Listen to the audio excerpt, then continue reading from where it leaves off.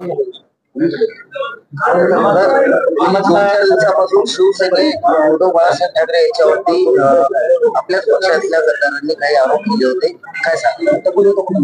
4 दिवसाखाली नांदेड येथे महानगरपालिकेच्या नगरपालिकेच्या निवडणुकार्थ आमचा जो मेळावा ठेवला होता, त्या मेळाव्यासाठी आमचे शिवसेनेचे उपनेते माननीय बबनरावजी थोरात हे नांदेड येथे आले असता काही आमच्यातलेच गद्दार त्यांना भेटण्यासाठी आले असता त्यांना भेटण्याला नकार दिल्याच्या नंतर मनोज यादव यांच्याशी त्या गद्दारांनी आरेरावी केली.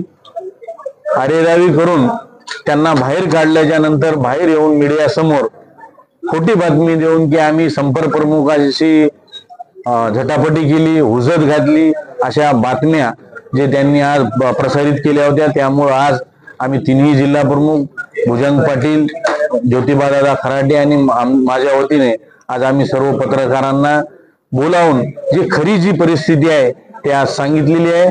आणि त्यांनी असंही सांगितलेलं आहे की बबन थोरात यांनी पैसे घेऊन हे पदवाटप केले, असा कुठलाही विषय नाही. पदाधिकाऱ्यांना विश्वासात घेऊन जिल्हा प्रमुखांनी प्रत्येक तालुका न्याय बैठका ठेवून आम्ही बबन थोरात यांच्याकडे दिले आणि त्याच्यानंतर अंबादास दानवे साहेबांकडे मीटिंग झाली. त्याच्यानंतर उद्धव साहेबांनी हे डिक्लेअर केलेले असते. एकटे बबन थोरातांनी हे पद डिक्लेअर केलेले नसून हे सर्वांना विश्वासात घेऊन बोलून हे पद डिक्लेअर केलेले आहेत. त्यांनी जे अपप्रचार केलेला आहे की थोरात साहेबांनी पैसे घेऊन पद वाटले, अजिबात ते चुकीचं आहे. त्यामुळे आम्ही सर्व तालुका प्रमुख, उपजिल्हा प्रमुख, शहर प्रमुख, महानगर प्रमुख या सर्वांना या ठिकाणी पत्रकार परिषदेला बोलून आज आम्ही पत्रकार परिषद घेतलेली आहे.